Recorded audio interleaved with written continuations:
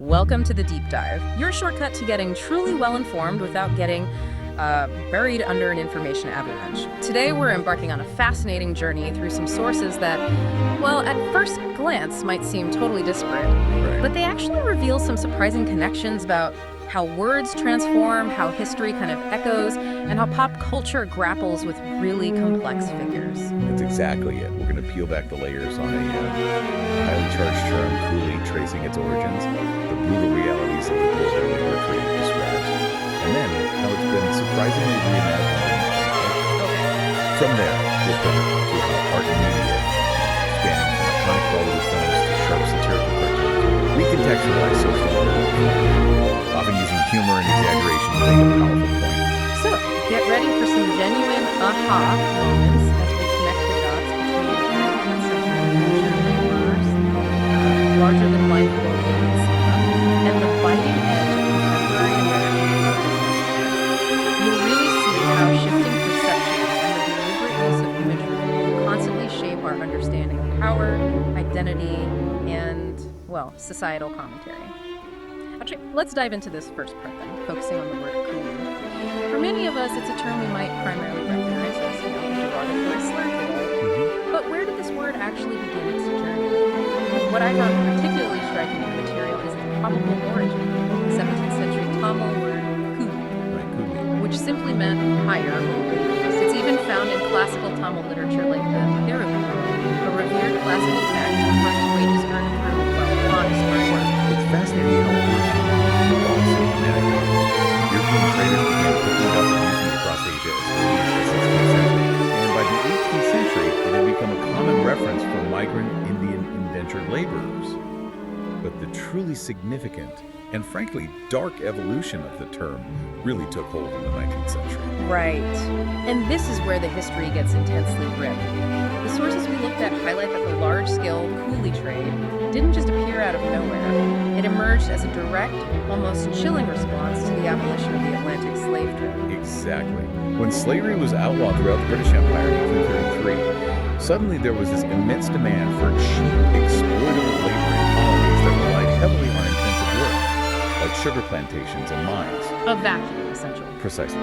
The British were experimenting with it early on, sending Chinese laborers to Trinidad in 1806, though it wasn't immediately scaled up. But individuals like Sir John Gladstone, faced with needing to replace his enslaved Afro-Caribbean workforce in British Guiana, quickly saw the economic potential. Oh, okay. This effectively ignited a large-scale trade of primarily Indian and Chinese indentured laborers starting in the 1820s. And the parallels to slavery you mentioned, they're truly disturbing, aren't they? The material makes it so clear that coolies often found themselves working on the very same plantations as formerly enslaved people. Enduring similarly brutal treatment. And the voyages, the Pacific Passage, they called it, as inhumane as the infamous Middle Passage. Absolutely. And while in theory, coolie labor was consensual, under contract, temporary, unlike chattel slavery. In practice, the system was just riddled with abuse. Many signed contracts under false pretenses. Some were outright kidnapped or sold into servitude to pay off debts they could never escape. It really underscores how economic systems, rather than truly addressing the problem, often just find new ways to get just rebranding it. Exactly. For Chinese schools, specifically, the reality were transferred largely to Cuba, but also other British and Dutch colonies. American captains and British agents ran what was infamously called complete trade. What did they do? And you hear the conditions and understand them. 30% on road. Imagine 500 people crammed into a single ship hold. Unbelievable. Laborers were literally stamped on their backs for identification. It's a staggering figure to even process. And arriving wasn't much better, was it? Places like Cuba and Peru's Chincha Islands, notoriously known as the Islands of Hell. Yeah, the brutality was unspeakable. 75% of Chinese coolies in Cuba died before fulfilling their contracts. 75%. And over 2/3 in Peru died within that same contract period. There's this one chilling calculation from 1860. It stated that out of 4,000 coolies brought to the Chinchas, not a single one had survived. And to further entrench this exploitation, Cuba passed a regulation in 1860 that deliberately blurred the lines between indentured servitude and, well, outright slavery. How so? It forced coolies to recontract or pay for their own return passage, which of course most could never afford. Created a near-captive labor force. But despite these horrific conditions, Chinese coolies did resist. They staged revolts. And interestingly, because the population was overwhelmingly male-like, 99% men, Right. there was significant intermarriage with African, European, and indigenous women. This led to the formation of Afro-Asian and Asian Latin American populations that still exist today. It's so vital to acknowledge their contributions too. Despite everything, Chinese workers played an absolutely huge role in building the U.S. transcontinental railroad and the Sacramento-San Joaquin River Delta levees, literally shaping the landscape. Foundation. Yet their efforts didn't prevent the later implementation of anti-Chinese legislation, like the Anti-Coolie Act of 1862 and the Chinese Exclusion Act of 1882, essentially barred Chinese laborers from entering the U.S. Speaking of centers of distribution, education was a major hub of the Right, until public outrage finally led to its abolition in 1875. Shifting focus a bit to Indian coolies, their enlistment was often technically voluntary, driven by severe social and economic disasters back home, including, get this, 24 famines in the late 19th century alone. 21. That's staggering. But recruitment agents frequently used deception, painting these false pictures of opportunities abroad. Their key destinations included places like Mauritius, Fiji, British Guiana, Trinidad and Tobago, and various other British, Dutch, and French colonies. And the conditions for them on the ships. For better, cramped, disease-ridden, rampant malnutrition. On the plantations, they received paltry wages, facing incredibly harsh conditions. Manipulation by plantation owners often led to long-term dependence. Only about 10% actually managed to return to India. Only 10%. And for women, the situation was even more dire. Material reports of rampant assault and rape. 87 women murdered between 1872 and 1900. 65 of those were married women accused, often based the same on. Laws like the 1880 Indian Immigration Act even made it harder for women to emigrate, ostensibly trying to regulate but often just trapping them. It's just layer upon layer of exploitation. And despite some British attempts to regulate these abuses, the system largely persisted until the 20th century.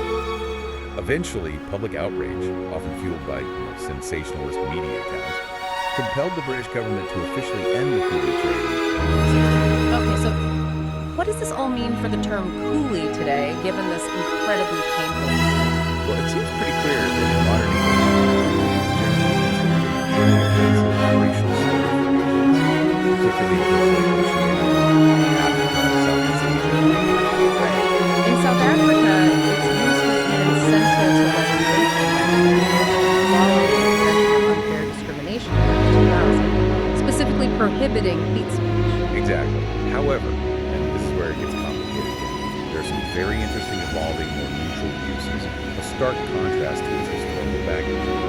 For instance, in parts of India, coolie is commonly used in Hindi for railway porters, though it's important to note some still find it offensive even then. In Indonesia, coolie simply refers to unskilled workers. In Sri Lanka, kuliwada means manual labor.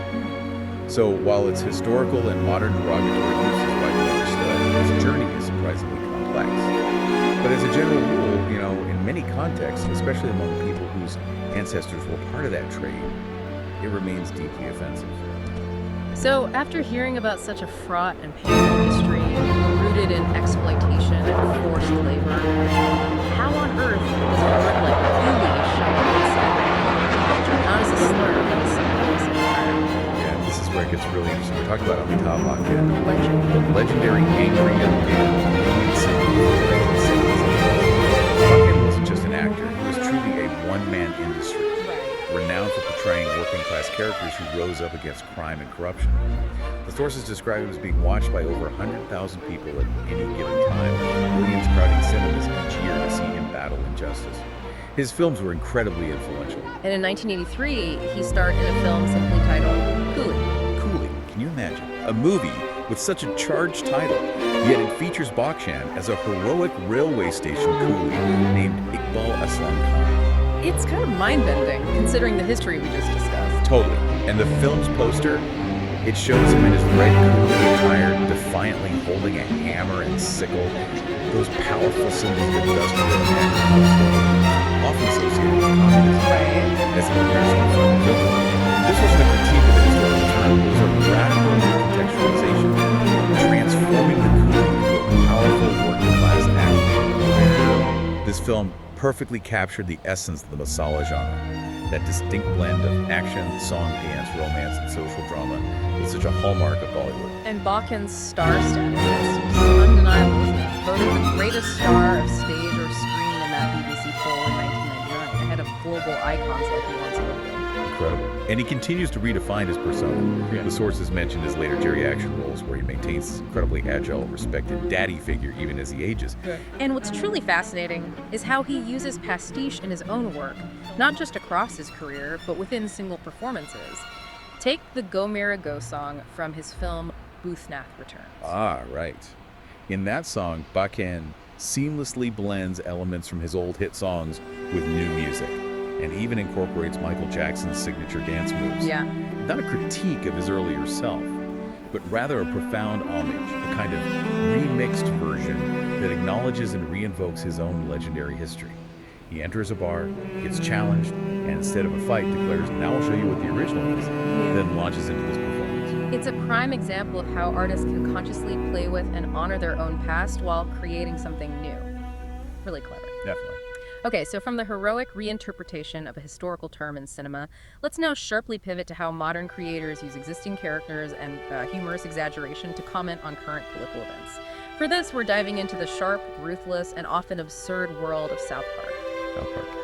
Yeah, their rapid production schedule, with episodes famously made in just 6 days, allows them to deliver incredibly current social commentary. 6 days? That's intense. It is. And the purpose of satire, as our sources explain, is to criticize real-life events or people, often through ridicule and humor. It uses tools like parody, irony, pastiche, caricature to provoke thought and simplify complex issues, always aiming for some form of societal change, even if it comes wrapped in vulgarity or bizarre scenarios. And what really stands out with South Park's approach to Donald J. Trump is that instead of creating a brand new character, they used an existing one, Mr. Garrison. The elementary school teacher. Exactly. Fans have even pointed out that there are multiple Trumps within South Park's universe. The Canadian president, Mr. Garrison, even Saddam Hussein at one point. It's a truly unique way to represent a singular figure. The initial parallel started emerging back in season 19. In that episode, Where My Country Gone, they introduce an unnamed Canadian president. A brash asshole with golden hair and outrageous manners who builds a wall, turns Canada into a dystopia. This figure directly satirized those early perceptions of Donald J. Trump as this unlikely, almost comedic political force. Right, like a joke candidate. Exactly. Then, Mr. Garrison truly takes up the mantle. And he absolutely needs to. Garrison's rise is explicitly fueled by outrage against immigrants. His campaign motto, a stark "fuck them all to death," and promises to build a wall, directly echoing Trump's "Make America Great Again," and border wall promises. He even openly admits, "I may not understand politics or immigration policies or the law or basic ideological concepts." Which overtly satirizes the perceived lack of political experience often associated with Trump at the time. Totally. And in a debate against Hillary Clinton, who South Park visually depicted with highly exaggerated features, the show characterized as having a big bottom and 7 chins. Garrison repeatedly interrupts and insults her appearance while also calling Syrian refugees terrorists.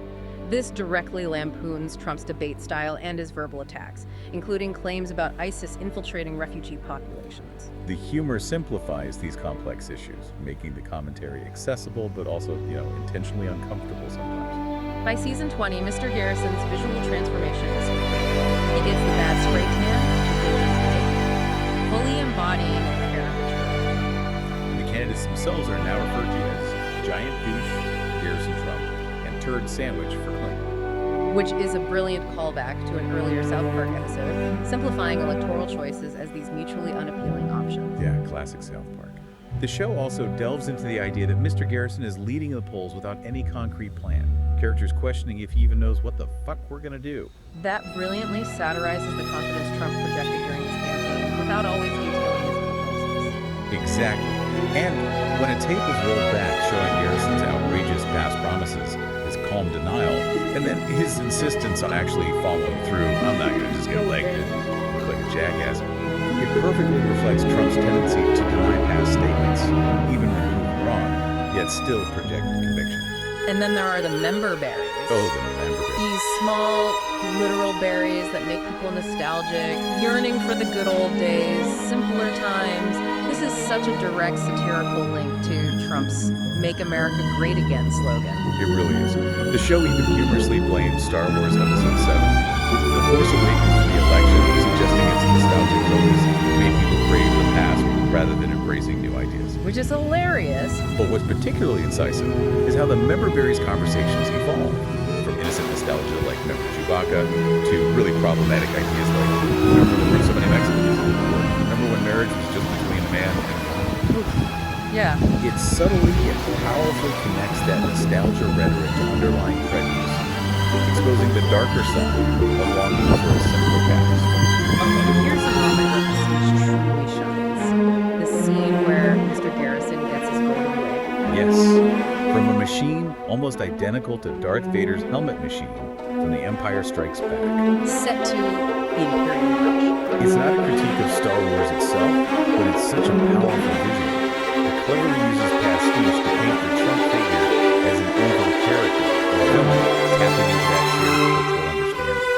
Simplifies a complex figure into a recognizable archetype. So effective. But the satire takes this unique and challenging turn after Mr. Garrison actually wins the election in the show. Right, because Donald J. Trump was only president-elect when these episodes were airing. The satire shifts dramatically from criticizing a current reality to actively speculating on future action. And the creators themselves admitted they had to rewrite episodes on incredibly short notice. They just didn't anticipate Trump's victory. Yeah, a real scramble. We then see Garrison taking on presidential duties with this blank, almost brainwashed look, still wanting to fuck them all to death. Yeah.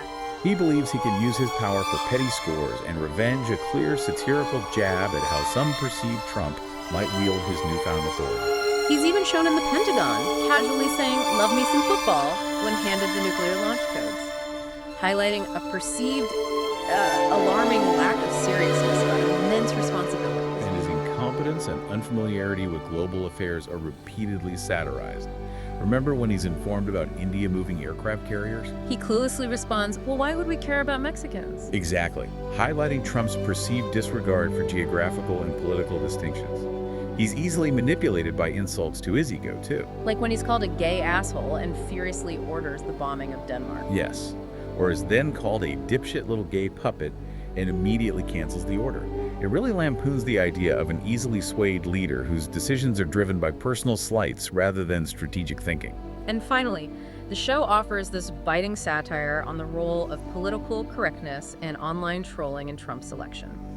PC Principle, the embodiment of PC movements, is told by Garrison that he helped create, suggesting that the PC movement, through perceived overreactions or fatigue, inadvertently contributed to Trump's election by making people tired, pushing them towards a historical. This idea is further explored with Trevor's axiom, explaining how a troll can provoke massive online reactions by being deliberately offensive. And Garrison recognizes, that sort of sounds like how I got elected.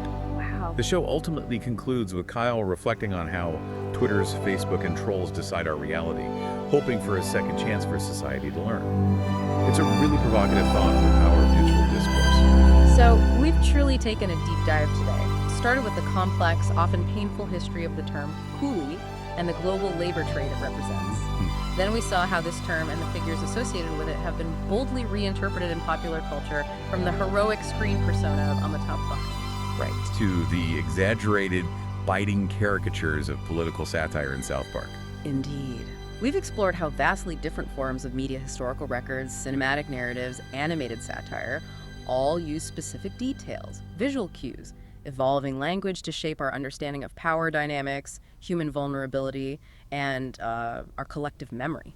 Whether it's the harsh realities of indentured servitude, the cinematic portrayal of the less hero, or the sharp commentary of political satire, these sources collectively reflect how society constantly grapples with its own figures and narratives. And as we've clearly seen in South Park, satire holds such a powerful mirror to society, even when it sometimes attempts to predict the future.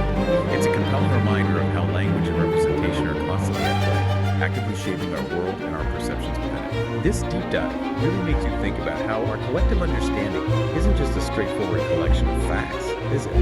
It's more like a rich tapestry built on layers of history, cultural interpretation, and those often uncomfortable truths that feel so hard to read.